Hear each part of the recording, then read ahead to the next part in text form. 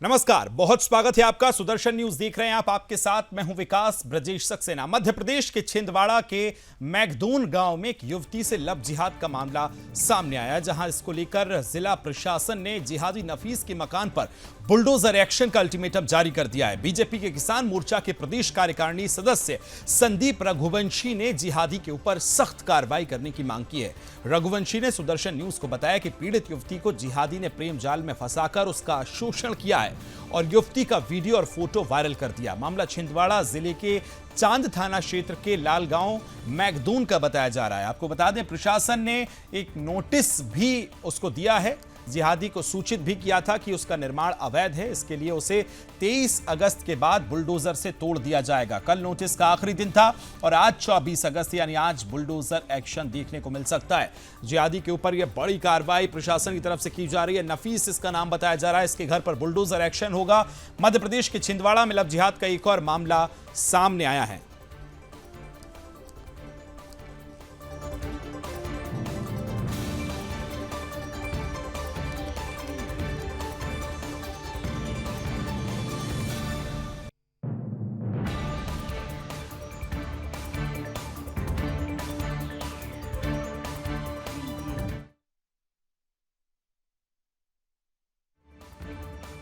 क्या मामला है पूरा लव जिहाद का बताइए। ये छिंदवाड़ा ज़िले में चौरी विधानसभा में चांद तहसील, यहाँ पे लालगांव एक ग्राम है और पास में मेगदोन। तो लालगांव की बच्ची, हमारी हिंदू बच्ची, और जिसको शायद 1-2 वर्षों से इसकी जानकारी नहीं है, जब से भी इनका लव जिहाद चल रहा था जी। एक मुस्लिम शेख नफीस मेगदोन निवासी, इन्होंने इनके साथ जो भी दुष्कर्म किए। कितने दिन में संपर्क में रही है बता। 1-2 साल का तो ऐसी जानकारी शारीरिक संबंध बनाए। की जानकारी पुलिस को होगी। हमें तो जितनी जानकारी मिली, हमें तो बिल्कुल फोन कॉल गया और हम लोगों ने सब मिल करके बैठक करके तय किया कि एक ज्ञापन हम कलेक्टर एसपी साहब को भी देंगे और एफआईआर भी हमने चांद थाने में इसकी दर्ज कराई है, जिस पर पर्याप्त। तो बड़ी खबर यही है कि जिहादी नफीस को अल्टीमेटम भी दिया गया था। नोटिस 23 तारीख का था। 24 से किस तरह से एक्शन होगा, खबर को विस्तार देंगे सहयोगी रामस्वरूप शर्मा मेरे साथ जुड़ गए, मध्य प्रदेश ब्यूरो। रामस्वरूप जी, बताइए जरा किस तरह से पूरे मामले पर एक्शन होना है। आज 24 तारीख है, पहले भी नोटिस दिया गया था, और किस तरह से ये लव जिहाद का गंदा खेल जो है वो मध्य प्रदेश में खेला जा रहा है।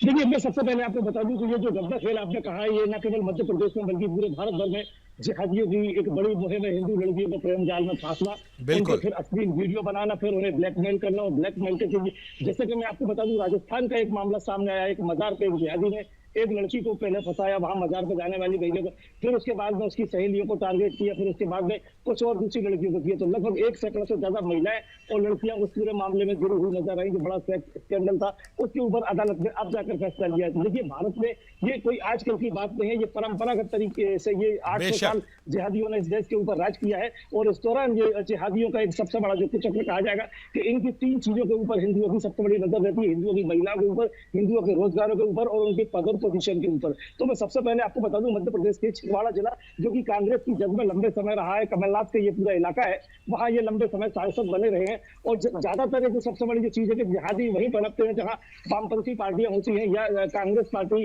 की सत्ता या वहां कोई जन संघ होता है। तो मध्य प्रदेश के छिंदवाड़ा जिले के नागदोल का ये पूरा मामला है। वहां की ये कोई युवती को एक नफीस काम का जो जिहादी है वो अपने प्रेम पास में फांसता है और लंबे समय से उसका शारीरिक शोषण करता है। इस दौरान फिर उस लड़की के सेक्सुअल अर्धनग्न और नंगे हुए अर्धनग्न और नग्न कुछ वीडियोस बनाता है और उन वीडियोस को वो उस समय वायरल कर देता है जब उस युवती की कहीं दूसरी जगह शादी तय हो जाती है या शादी हो जाती है। तो ये उसकी ना उसके ऊपर ये कोई बहुत बड़ा कुठारा घात है, बल्कि इस पूरे मामले को लेकर उस लड़की के ऊपर जो एक बड़ा एक हैरासमेंट हुआ है, उसको बड़ी मानसिक क्षति हुई है और बड़ी बदनामी इस पूरे मामले को लेकर उस लड़की के साथ हुई है। और आज प्रशासन ने उसके ऊपर वहां बुलडोजर जैसी कार्रवाई करना आरंभ कर दिया है। ये भी आपसे जानना चाहूंगा रामस्वरूप जी कि नफीस के ऊपर अब तक क्या कुछ कार्रवाई हुई है, किस तरह से ये पूरा केस सामने आया और कहां इनको ये षड्यंत्र जो है कहां से सिखाया जा रहा है, इस पर भी क्या प्रशासन इस एंगल से जांच कर रहा है, कहां से प्रेरणा मिली, क्या कुछ हुआ? देखिए, बहुत पुख्ता आपका सवाल है, बहुत पका हुआ सवाल है। आपको ये बताता है कि आप सीनियर जर्नलिस्ट हैं। मैं आपको सबसे पहले बता दूं कि इस चीज के ऊपर ज्यादातर जो मामले होते हैं, उन मामलों में जो शासन और प्रशासन है वो केवल खाना पूर्ति करता नजर आता है। इस कार्रवाई में भी मेरी कुछ देर पहले कलेक्टर से बात हुई, कलेक्टर इस पूरे मामले को लेकर टालते नजर आए। हालांकि स्थानीय लोगों ने ये शिकायत की थी कि कलेक्टर और जिला प्रशासन जो है इस पूरे मामले में सिर्फ रस्म अदायगी कर रहा है। वो इस तरह के जिहादी के जिस तरह से वहाँ मकान टूटना चाहिए था, जिस तरह से वहाँ बुलडोजर एक्शन होना चाहिए था, वो उसमें कहीं ना कहीं बेईमानी करने की कोशिश की जा रही है। उतनी आक्रामक तरीके से प्रशासन ने कोई ठोस कदम नहीं उठाया है। हालांकि जिहादी के ऊपर विभिन्न धाराएं जो यौन शोषण और बलात्कार के मामले को लेकर जो लगाई जाती है आईपीसी, उनके तहत उसके ऊपर कार्रवाई की गई है और वो अभी फिलहाल पुलिस की गिरफ्त में है, बंद है वो अभी। जी, ये भी आपसे जानना चाहूंगा, आज मकान के ध्वस्तीकरण का काम भी होना है, बुलडोजर चलना है, अल्टीमेटम दिया गया था, क्या मकान खाली कर दिया है? जो जिहादी है उसके परिवार वालों का क्या कुछ रिएक्शन है पूरा?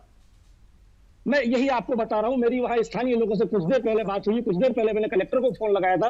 वहां इस समय बुलडोजर एक्शन शुरू हो गया है, जिहादी का मकान तोड़ा जा रहा है। लेकिन स्थानीय लोगों ने ये आरोप लगाए हैं जिला प्रशासन के ऊपर कि प्रशासन उसको कहीं ना कहीं उसके ऊपर रहमदिली दिखाने की कोशिश कर रहा है, उसको अपनापन दिखाने की कोशिश कर रहा है। क्योंकि मकान के जिस हिस्से को ध्वस्त किया जा रहा है और वो तोड़ा जा रहा है वो कोई बहुत ज्यादा उपयोगी नहीं है। तो सुदर्शन न्यूज के माध्यम से स्थानीय लोगों ने और पीड़ित परिवार ने ये मांग की है कि जिहादी के मकान के ऊपर उस तरह से कार्रवाई होना चाहिए कि वो याद रखे, जैसे कि कार्रवाई विगत पिछले दोनों मध्य प्रदेश के छतरपुर में पुलिस के ऊपर पथराव को लेकर जिस तरह से कार्रवाई की गई है, तो इस तरह की कार्रवाई स्थानीय लोगों ने, पीड़ित परिवार ने और उस महिला ने। बिल्कुल राम स्वरूप जी, जिस तरह से ये तमाम चीजें आ रही हैं उसके बाद इनके इरादों को नेस्तनाबूद करने की बहुत जरूरत है। चलिए आगे बढ़ेंगे, बहुत शुक्रिया आपका तमाम जानकारी साझा करने के लिए। असम से खबर है, जहां असम के धींग गैंगरेप मामले में मुख्य आरोपी तफजुल इस्लाम की मौत हो गई है। पुलिस आज सुबह 4 बजे आरोपी को क्राइम सीन रिक्रिएट करने के लिए अपराध स्थल पर ले जा रही थी। इस दौरान उसने तालाब में कूदकर पुलिस हिरासत से भागने की कोशिश की। 2 घंटे तक चले गहन बचाव अभियान के बाद आरोपी का शव बरामद कर लिया गया है। वो तालाब में कूदा और उसके बाद उसकी मौत हो जाती है। पुलिस के मुताबिक इस्लाम ने आज सुबह 4 बजे जांच के दौरान क्राइम सीन के नजदीक तालाब में कूदकर पुलिस हिरासत से भागने की कोशिश की है और उसके चलते डूबने के बाद उसकी आशंका ये जताई जा रही है कि उसके बाद उसकी मौत हुई है। उसके बाद तुरंत हालांकि तलाशी अभियान भी चलाया गया। 2 घंटे के बाद बचाव दल ने इस्लाम का शव पानी से बरामद कर लिया। गहन जांच के बाद पुलिस ने शुक्रवार को ही इस्लाम को गिरफ्तार किया था। उसकी पहचान गैंगरेप में शामिल तीसरे आरोपी के रूप में हुई थी। दूसरी ओर इस कृत्य में शामिल 2 अन्य अपराधियों की तलाश जारी है। असम गैंगरेप के आरोपी की मौत तफजुल इस्लाम ने पुलिस से भागने की कोशिश की, जिसके बाद तालाब में डूबने से उसकी मौत हो गई है। ये बड़ी खबर आपको बता रहे हैं।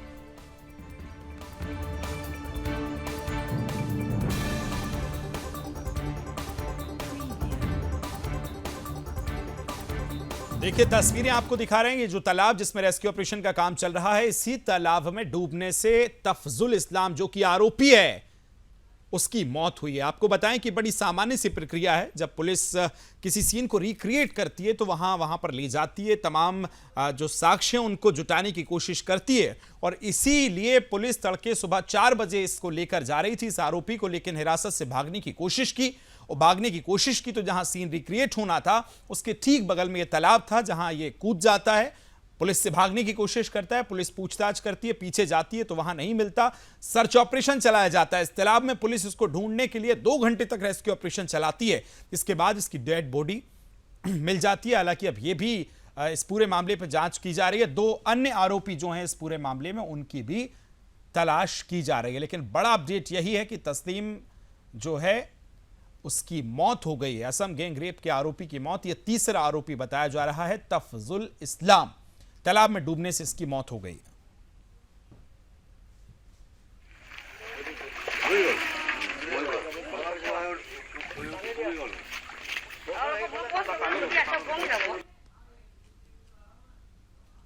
तो ये तस्वीरें आपको दिखा रहे हैं, ये तीसरा आरोपी है तफजुल, इसका नाम बताया जा रहा है। तालाब डूबने से इसकी तालाब में इसकी मौत हुई है।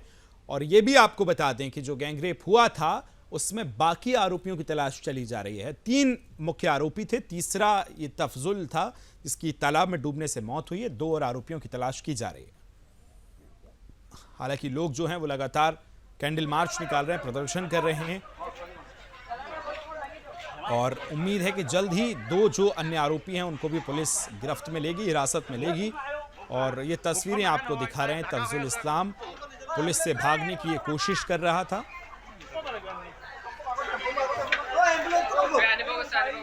खबर को विस्तार देंगे सहयोगी छिन्नू मेरे साथ असम से जुड़ गए। छिन्नू, बताइए किस तरह से पुलिस सीन रिक्रिएट करने ले जा रही थी, किस तरह से ये भागा है, क्या अधिक जानकारी? देखिए, ये 22 तारीख की घटना है, जो एक नाबालिग युवती जो है क्लास 10 की, जो ट्यूशन पढ़ के अपने घर लौट रहा था, तो उसी वक्त जो है 3 जिहादी मिलकर इन दरिंदों ने एक नाबालिग बच्ची के साथ दुष्कर्म किया और उसके बाद में जंगल में फेंक दिया गया। जब स्थानीय लोगों ने जब ये जो गैंग रेप करने की जो वारदात देखा है, उसके बाद में देखकर उन लोगों ने स्थानीय जो अस्पताल है ढींग के स्थानीय अस्पताल में भर्ती कराया गया। जब उनका शरीर जो ज़्यादा ये हुआ है तो उनको नौगांव हॉस्पिटल में भर्ती कराया गया है, लेकिन उसको लेकर फिलहाल जो है नौगांव में या ढींग में तनावपूर्ण माहौल बना हुआ है और पुलिस जो है उसको लेकर छानबीन करते हुए एक जो जिहादी को गिरफ्तार कर लिया है, जिनका नाम है तफजुल इस्लाम। लेकिन कल रात जब उसने जब भागने की कोशिश किया, जब सीन कराने के लिए जा रहा था पुलिस लेकर हिरासत से, वो पुकरू में जाके जाम मार दिया और जाम मारने के बाद में उनका मौत हो चुका है। जी, बहुत शुक्रिया चिन्मय तमाम जानकारी साझा करने के लिए। तो देखिए किस तरह से ये आरोपी जो है पुलिस कस्टडी से भागने की फिराक में था और इसीलिए जब सुबह 4 बजे तड़के पुलिस इसको सीन रिक्रिएट करने ले जा रही थी तो वहां भाग जाता है और तालाब में डूबने से इसकी मौत हो जाती है। सहयोगी चिन्मय जानकारी दे रहे थे किस तरह से ये पूरा ऑपरेशन चलाया गया था सीन रिक्रिएट करने का, लेकिन इसी दौरान ये पुलिस कस्टडी से भाग जाता है। और तीसरा ये आरोपी गैंगरेप का बताया जा रहा है। 2 अन्य आरोपियों की तलाश अभी भी की जा रही है।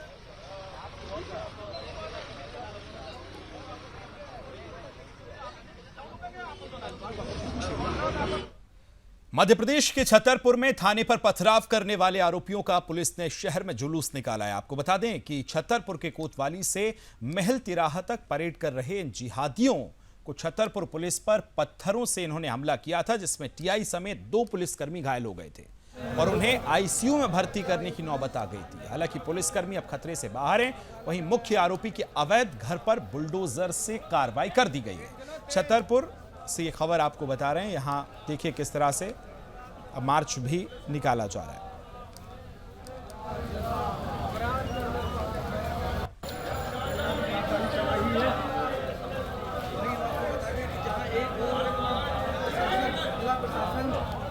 संयुक्त टीम बुलडोजर चला रही है वहीं। तो एमपी के छतरपुर के थाने पर पथराव मामले में बागेश्वर धाम के पीठाधीश्वर धीरेन्द्र कृष्ण शास्त्री का बयान भी सामने आ गया है। पंडित धीरेन्द्र शास्त्री ने घटना को निंदनीय बताया और कहा कि कानून के रखवाले हमारी रक्षा करते हैं और हम उन्हीं को असुरक्षित करने नहीं देंगे। ये भी उन्होंने कहा है। ये दर्शाता है कि इनमें शिक्षा का अभाव है, क्योंकि जो अशिक्षित होता है वो विवाद करता है और जो शिक्षित होता है वो संवाद करता है। जो शिक्षित होता है वो संवाद करता है। दूसरी बात, इस देश में हमारे भारत में सबके पूर्वजों ने संविधान को स्वीकार किया, तो संविधान के साथ साथ उस संविधान के कानून की रक्षा करने की जिम्मेदारी भी हम सबकी भी है। गुरु जी क्या कहेंगे पत्थरबाजी घटना जो छतरपुर में हुई है सिटी कोतवाली थाने में? निश्चित रूप से ये निंदनीय है, घोर निंदनीय है। कानून के रखवाले हमारी रक्षा करते हैं और हम उनको ही अगर असुरक्षित कर देंगे, उनके ऊपर किसी भी प्रकार का कृत्य करेंगे, इससे ये दर्शाता है कि अशिक्षा का भाव है। जो भी अशिक्षित होता है वो विवाद करता है, जो शिक्षित होता है वो संवाद करता है। दूसरी बात, इस देश में हमारे भारत में सबके पूर्वजों ने संविधान को स्वीकार किया, तो संविधान के साथ साथ उस संविधान के कानून की रक्षा करने की जिम्मेदारी भी हम सबकी भी है। दूसरी बात, हम ये कहना भी चाहेंगे, भारत को कृपा करके भारत रहने दीजिए।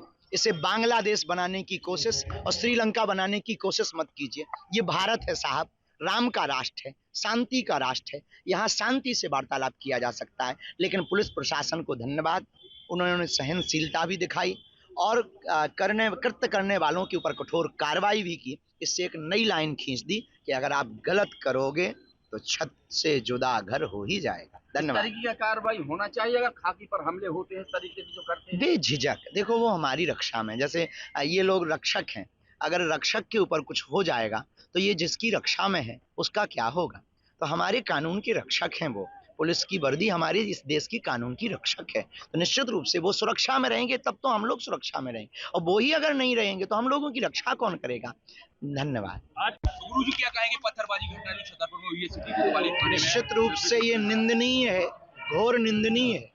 कानून के खबर अयोध्या से है, जहां उधार शराब ना देने पर 4 लोगों ने सेल्समैन की पिटाई कर दी है, जिससे सेल्समैन लहूलुहान हो गया है। दुकान का गेट तोड़कर सेल्समैन की पिटाई की गई। ये पूरी वारदात सीसीटीवी कैमरे में कैद हो गई है, जिसके बाद एक नामजद और 3 अज्ञात के खिलाफ केस दर्ज किया गया है।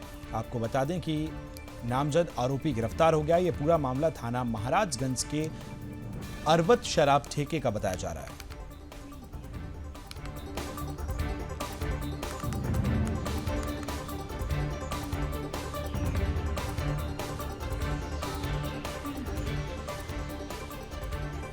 तस्वीरें आप देख रहे हैं किस तरह से 3 से 4 लोग दुकान में अंदर पहुंचते हैं और सेल्समैन की पिटाई कर देते हैं। मामले में एक गिरफ्तार कर लिया गया है, बाकियों की तलाश चल रही है। सीसीटीवी में पूरी ये वारदात कैद हो गई है। इसके बाद पुलिस सक्रिय हुई और एक नामजद आरोपी को गिरफ्तार किया गया है, बाकी की तलाश चल रही है। उधार ना देने को लेकर ये पूरा विवाद हुआ है।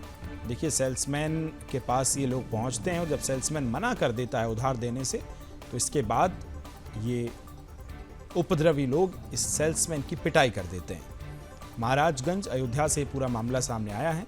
पुलिस ने एक नामजद आरोपी को गिरफ्तार कर लिया है, जबकि 3 अन्य जो लोग आपको वीडियो में दिख रहे हैं, सीसीटीवी फुटेजेस में दिख रहे हैं, वो अभी फरार चल रहे हैं।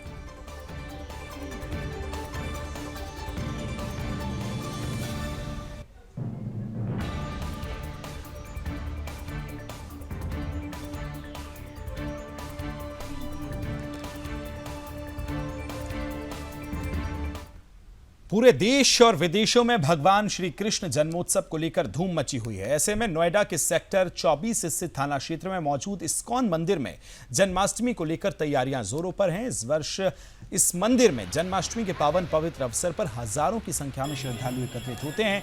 अभी से श्रद्धालुओं के आने का सिलसिला शुरू हो गया है और पूरा क्षेत्र हरे रामा हरे कृष्ण की भक्ति में डूबा हुआ है। वहीं बात करें तो नोएडा पुलिस की, तो नोएडा पुलिस भी अहम भूमिका निभाती नजर आ रही है। चारों तरफ सुरक्षा के चाक चौबंद प्रबंध किए गए, लगातार गश्त भी की जा रही है। आपको बताएं, जगह जगह सीसीटीवी के जरिए भी आने जाने वाले लोगों पर नजर रखी जा रही है। ऐसे में इस्कॉन मंदिर पर हो रही तैयारियों पर देखिए संवाददाता सृजन शुक्ला की ये रिपोर्ट।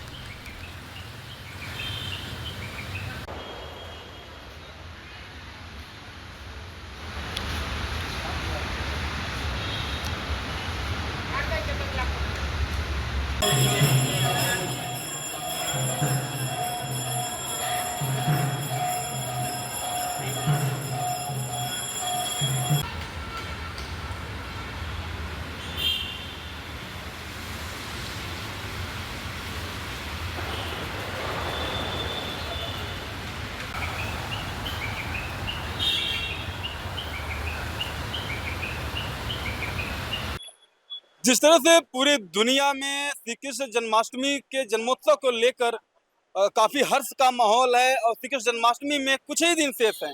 ऐसे में हम मौजूद हैं नोएडा के इस्कॉन मंदिर पर और यहाँ पर भी तैयारियां जोरों शोरों से चल रही हैं। लगातार लगभग सभी तैयारियां पूरी हो चुकी हैं। इस बार की तैयारियों में, इस बार इस्कॉन मंदिर में श्री कृष्ण जन्मोत्सव में इनका क्या अलग थीम है, आइए हम जानते हैं। यहाँ के मंदिर के संस्थापक से मंदिर के यहाँ पर जो कार्यभार देखते हैं, इनसे बातचीत करते हैं। शुभ नाम सर आपका? एकांत धामदास।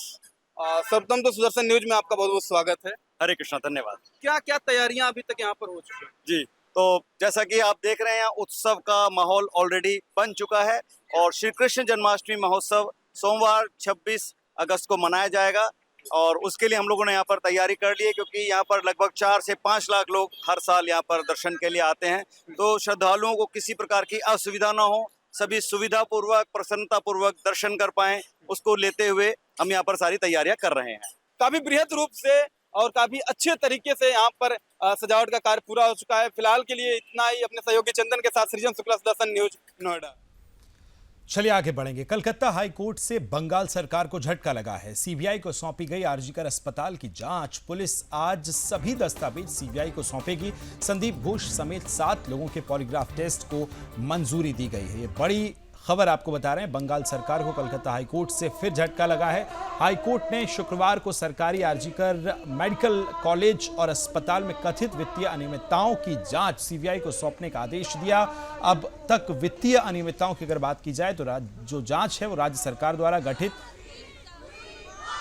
एसआईटी जो है वो कर रही थी, लेकिन कलकत्ता हाईकोर्ट के जस्टिस राष्ट्रीय भारद्वाज ने सीबीआई को 3 सप्ताह के भीतर जांच की प्रगति यानी रिपोर्ट जो है वो भी अब सौंपने की बात कही है। मामले की अगली सुनवाई 17 सितंबर को होगी। कलकत्ता हाईकोर्ट 17 सितंबर को ही रिपोर्ट की समीक्षा करेगा। दुष्कर्म और हत्या मामले में मुख्य आरोपी संजय रॉय को 14 दिन की न्यायिक हिरासत में भेजेगा। आपको बताएं भेजा गया है, जिसके बाद पूछताछ जारी है। कोर्ट ने आरजीकर रेप हत्याकांड मामले में आरोपी संजय, पूर्व प्रिंसिपल संदीप घोष समेत 7 लोगों के पॉलीग्राफ टेस्ट को मंजूरी दी है। संदीप घोष को स्वास्थ्य विभाग में ओसीडी पद पर नियुक्त नहीं किया गया है। मामले में आरजीकर अस्पताल के चौकी ओसी अतिरिक्त अन्य पुलिसकर्मियों को सीबीआई ने तलब भी किया है।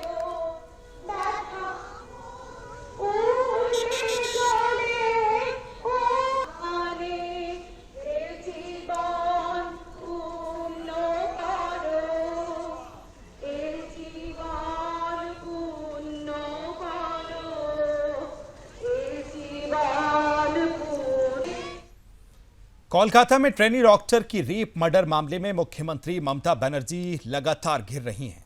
इस बीच 22 अगस्त को मुख्यमंत्री ममता बनर्जी ने प्रधानमंत्री नरेंद्र मोदी को पत्र लिखकर रेप को लेकर कानून बनाने की मांग की है। उन्होंने अपने पत्र में 3 मुख्य मांग रखी हैं।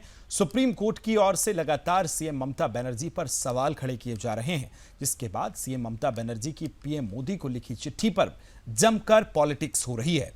कोलकाता रेप घटना के बाद चौतरफा हमले का सामना कर रही सीएम ममता बनर्जी, बीजेपी ने अब उन पर आरोप लगाया है कि ममता बनर्जी का यह कदम पॉलिटिक्स से प्रभावित है। सीएम ममता बनर्जी की चिट्ठी पर क्यों है मचा है बवाल, इस रिपोर्ट के जरिए देखिए। आरजीकर मेडिकल कॉलेज में ट्रेनी डॉक्टर की रेप मर्डर मामले में सीएम ममता बनर्जी लगातार घिरी हुई है।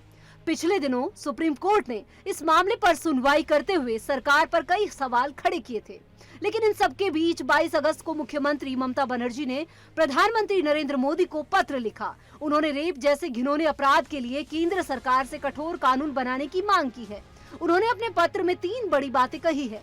सीएम ममता बनर्जी ने पीएम मोदी को ऐसे समय में चिट्ठी लिखी है जब वह कूटनीतिक दौरे पर पोलैंड और यूक्रेन की यात्रा कर रहे हैं।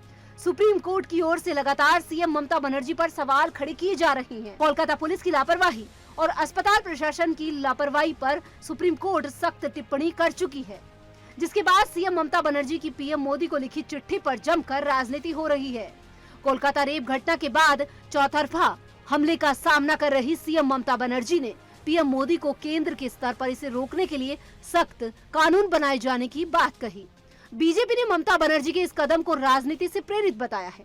बीजेपी ने आरोप लगाया कि जिन लोगों ने दुष्कर्म और हत्या के दोषियों को बचाने और सबूत मिटाने की कोशिश की, अब वे इस मुद्दे पर राजनीति कर रहे हैं ताकि वे इस पर पर्दा डाल सके। लॉ के लिए खुद गृह मंत्रालय उनके पास है, खुद वो मुख्यमंत्री हैं, वो पूरे हॉस्पिटल के संचालन का वो स्वास्थ्य मंत्री भी हैं, ऐसा पता चलता है। सब कुछ वो स्वयं हैं और सब कुछ हो जाने के बाद झंडा लेकर सड़क पर निकलेंगी।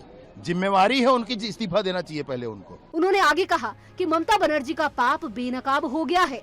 वह अपने पापों पर पर्दा डालने के लिए इस तरह के हथकंडे अपना रही है। ममता बनर्जी खुद ही सब कुछ है। यह उनकी जिम्मेदारी है कि वह अपने पद से इस्तीफा दे। फिलहाल सीबीआई मामले पर आगे जांच कर रही है। वहीं सुप्रीम कोर्ट इस मामले पर अगली सुनवाई 5 सितंबर को करेगा। Bureau report, Sudarshan news. और इसी के साथ इस बुलेटिन में फिलहाल इतना ही। दीजिए इजाजत, नमस्कार।